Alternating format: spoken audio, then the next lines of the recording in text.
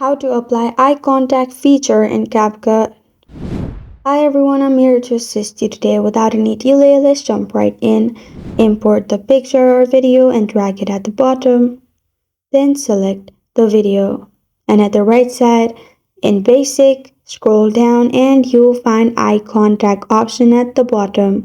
Click on eye contact. Make sure there's tick mark in eye contact.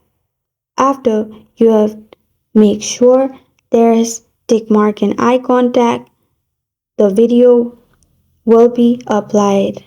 And as you can see, there will be eye contact applied on your picture or video. This is only available for pro mode. So I won't be able to show you the example of it because it is pro mode and I don't have pro mode. But what you can do is this as I showed.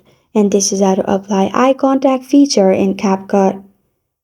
Thank you for joining me today. If this video helps you out, please leave a like and subscribe for more. Got a question or want to suggest a topic, comment below. Thank you for watching.